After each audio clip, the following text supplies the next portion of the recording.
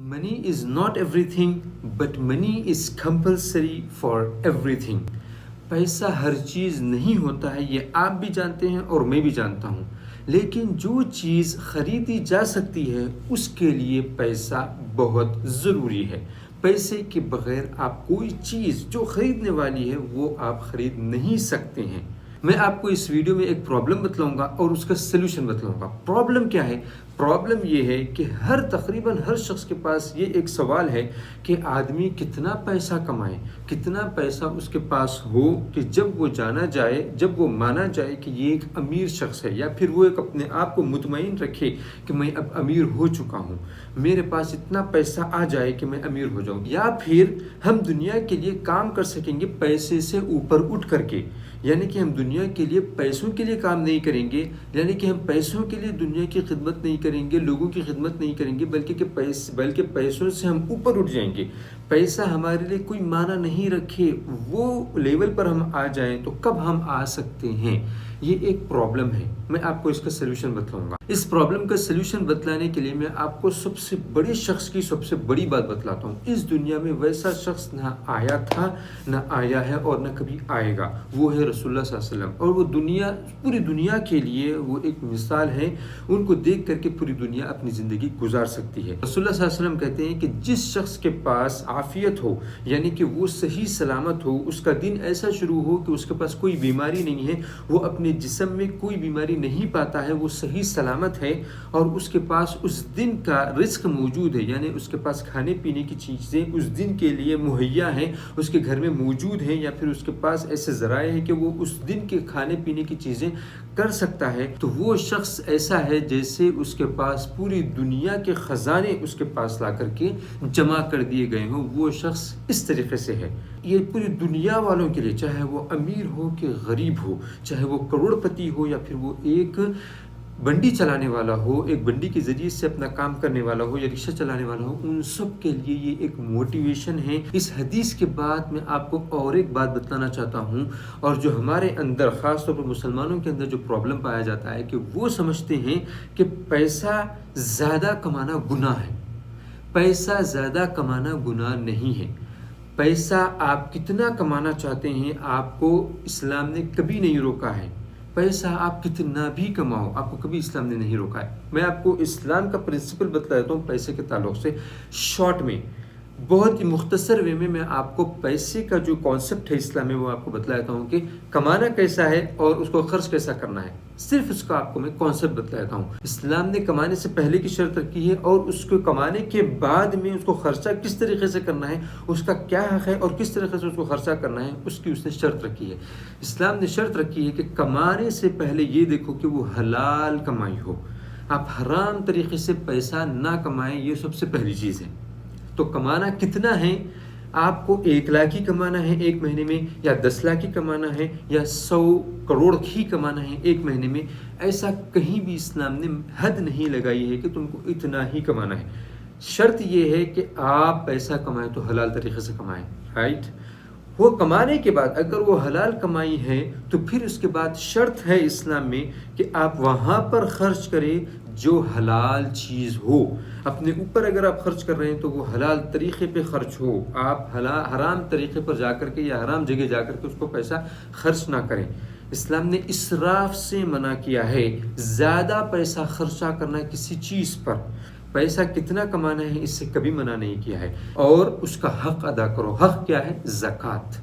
जो पैसा आपके पास आया है उसकी ज़कात हर साल अदा करो। इसके अलावा जो लोग मिस्कीन हैं और जो लोग आपकी सोसाइटी में, जो दुनिया में लोग मोहताज हैं, जो पैसा नहीं कमा सक रहे हैं और उनका पैसा अल्लाह ने आपको दिया है, तो उनका हक़ अदा करो। ये है इस्लाम का कॉन्सेप्ट पैसे के मुताल्लिक़। हम और आप जो सोचते हैं ना कि इस्लाम ने पैसा कमाने पर रोक लगाई है, ये गलत है। इस्लाम ने पैसा कमाने पर रोक नहीं लगाई है। आप कितना कमाना चाहते हैं कमाएं। मैंने आपको शर्त बतला दी है कि हलाल तरीके से कमाएं और हलाल तरीके से खर्च करें। अगर आपका ये कॉन्सेप्ट क्लियर हो गया तो मैं और आगे बढ़ता हूँ। और असल जो प्रॉब्लम इस वीडियो का मैं बताना चाहता हूँ कि हम कितना पैसा कमाएं। ہمارے پاس کتنا پیسہ ہو کہ ہم یہ جان سکیں کہ ہم ایک سکسیسفل پرسن ہیں. تو میں آپ کو اسی پرابلم کا سلوشن اس طریقے سے بتلاتا ہوں کہ یہ سوال مجھ سے پوچھا گیا تھا میرے ایک دوست کے ذریعے سے. میرے ایک دوست نے مجھ سے یہ پوچھا کہ آپ اپنے ویڈیوز میں کہتے ہو کہ پیسہ کماؤ، ملینئر بنو، بلینئر بنو، سکسیسفل ہوگی آپ کو پیسہ کمانا چاہیے، آپ اپنے ویڈیوز میں کہتے ہو. تو اس نے مجھ سے یہ سوال کیا کہ آپ مجھے یہ بتلاؤ کہ کانسیپٹ کیا ہے آپ کے پاس کہ کتنا پیسہ آدمی کمائے. تو میں نے اس کو شارٹ میں جواب دیا، بالکل شارٹ میں جواب دیا کہ تمہارے پاس اتنا پیسہ ہونا چاہیے کہ تم اپنی ضروریات کے حساب سے زندگی نہیں گزاریں بلکہ اپنی جائز خواہشات کے حساب سے زندگی گزار سکیں. یعنی جو آپ کی جائز خواہشات ہیں، جو اسلام میں جائز خواہشات ہیں، ان سب خواہشات کو آپ پوری کر سکیں. اگر کرنا چاہیں تو اتنا پیسہ آپ کمائیں، اتنا پیسہ آپ کے پاس ہو. میں آپ کو جائز خواہشات بتاتا ہوں. جیسے کہ آپ چاہتے ہیں کہ میں اور میرے بیوی بچے ایک بہترین گھر میں رہیں، یہ ایک جائز خواہش ہے. تو آپ کے پاس اتنا پیسہ ہونا چاہیے کہ آپ ایک بہترین گھر بنا کر کے آپ بھی رہیں اور اپنے گھر والوں کو بھی رکھ سکیں. آپ کی ایک جائز خواہش ہے کہ میں اپنے والدین کو جب بھی ان کو ضرورت پڑے پیسے کی، کسی بھی چیز کو ان کو ضرورت پڑے ان کے بڑھاپے میں، تو میرے پاس اتنا پیسہ ہو کہ میں ان کو نہ کر سکوں، میں ان کی خواہش کو دبا نہ سکوں، میں ان کی خواہش کو سمجھ کر کے، وہ بولنے سے پہلے سمجھ کر کے میں ان کی خواہش کو کر سکوں. وہ آپ کے اندر ایک جائز خواہش ہے. تو آپ کو دیکھنا چاہیے کہ کیا میرے پاس اتنا پیسہ ہے کہ میں اپنی والدین کی بڑھاپے میں، ان کے بڑھاپے میں ان کی کیا ہر خواہشات کو پورا کر سکتا ہوں. ایک جائز خواہش یہ بھی ہے کہ آپ چاہتے ہیں کہ میرے پڑوس میں ایک شخص رہتا ہے، میں کسی ریلیجن کا نام نہیں لے رہا ہوں، چاہے وہ مسلمان بھی ہو سکتا ہے، کوئی بھی دھرم سے اس کا تعلق ہو سکتا ہے، کوئی بھی ریلیجن سے اس کا تعلق ہو سکتا ہے. ایک شخص، ایک انسان رہتا ہے جو ایک غریب آدمی ہے، جس کے پاس دن میں کھانے کے لیے کبھی کبھی رہتا ہے، کبھی نہیں رہتا ہے، اور یہ آپ جانتے ہیں اور آپ چاہتے ہیں کہ میں اس کی مدد کروں، میں اس کو ہر مہینہ کچھ نہ کچھ راشن دوں. تو آپ دیکھیں کیا آپ کے پاس اتنا پیسہ ہے کہ کیا آپ اس کی ہر مہینہ مدد کر سکتے ہیں. یہ ایک جائز خواہش ہے جو آپ اپنے پڑوسی کی مدد کرنا چاہتے ہیں. آپ کی اب ایک جائز خواہش ہے کہ میں اپنے والدین کو حج پر بھیجوں. حج پر بھیجنے کا جو خرچہ آتا ہے وہ میں اٹھانا چاہتا ہوں، اپنے والدین کو لے کے ٹریولنگ کا خرچہ، وہاں رہنے کا خرچہ، یعنی جانے سے لے کر کے آنے تک کا پورا خرچہ میں اٹھانا چاہتا ہوں. یہ ایک آپ کی ایک جائز خواہش ہے.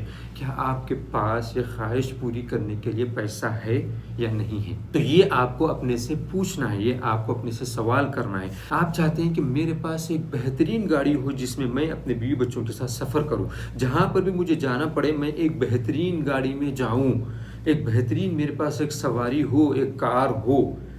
تو اگر آپ کی یہ خواہش ہے تو آپ کو دیکھنا ہے کہ کیا آپ کے پاس اتنا پیسہ ہے یہ خواہش پوری کرنے کے لیے، جو کہ جائز خواہش ہے، کوئی ناجائز خواہش نہیں، کوئی حرام خواہش نہیں ہے. کہ آپ کے پاس اتنا پیسہ ہے؟ اگر آپ کے پاس اتنا پیسہ ہے تو پھر آپ وہ اپنی خواہش پوری کر سکیں گے. یہ پوری جائز خواہشات کرنے کے لیے آپ کے پاس پیسہ نہیں ہے، پھر بھی آپ ان لوگوں کو دیکھ کر کے حسد کر رہے ہیں جن کے پاس پیسہ ہے، اور آپ پیسہ نہیں کما رہے ہیں اتنا، یا کوشش نہیں کر رہے ہیں اتنا پیسہ کمانے کی. تو آپ کو کوئی حق نہیں ہے ان سے حسد کرنے کا. اگر آپ کو وہ چیزیں سب حاصل کرنی ہے تو پھر کمانے کے ذرائع سوچیں، اللہ سے مدد مانگیں اور پھر کمانے کے ذرائع سوچیں. میں آپ کو اپنی بات بتلاتا ہوں جو ریسنٹلی میرے ساتھ ہوا ہے. الحمدللہ میرے گھر میں ایک لڑکا ہوا ہے جسٹ 1 ویک بیفور. جب میں ہاسپٹل میں گیا، اس ہاسپٹل میں ایک روم ہوتا ہے VIP کر کے. میری یہ خواہش تھی 5 سال سے کہ میں وہاں پر وہ روم لے کر کے میں اپنے بیوی بچوں کے ساتھ وہاں پر رہوں، جتنے بھی وہاں پر اسٹے کرنے کے دن ہوتے ہیں میں وہاں پر رہوں. یہ میری 5 سال سے خواہش تھی. میرے 3 بچے اسی ہاسپٹل میں ہوئے لیکن میں وہ خواہش پوری نہیں کر سکا تھا. لیکن الحمدللہ اس وقت 1 ہفتہ پہلے میں وہاں پر VIP روم لے سکا. یہ میری خواہش تھی اور میں نے الحمدللہ وہ خواہش اللہ تعالیٰ نے پوری کروائی. کب وہ خواہش پوری ہوئی ہے؟ میرا سوال یہ ہے کہ آپ سے میں یہ پوچھنا چاہتا ہوں کہ میری خواہش کب پوری ہوئی ہے؟ میری خواہش ایسی نہیں ہوئی کہ میں گھر بیٹھے بیٹھے اپنی خواہش کو پوری کر لیا ہوں، یا پھر صرف خواب دیکھتے دیکھتے، سوتے سوتے، یا پھر اپنا ٹائم ویسٹ کرتے کرتے اپنی خواہش کو پوری کر لیا ہوں. نہیں، بلکہ میں نے اس کے ذرائع سوچے کہ میں وہ VIP روم لینے کے لیے جو خرچہ آئے گا اس کا خرچہ میں کہاں سے نکالوں گا. اس کے ذرائع، اس کی کمائی، پہلے میں نے اپنے پاس وہ پیسہ جمع کیا. मैंने अपने पास उतना पैसा रखा कि मैं वो ले सकूं, अपनी ख्वाहिश पूरी कर सकूं। तो आपको उतने पैसे कमाने चाहिए जिससे कि आपकी ख्वाहिशात, जायज़ ख्वाहिशात पूरी हो सकें। आपको अपने बैंक बैलेंस को देखना ना पड़े, आपको अपने पॉकेट में झांकना ना पड़े कि मेरे पास इतने पैसे हैं या नहीं है।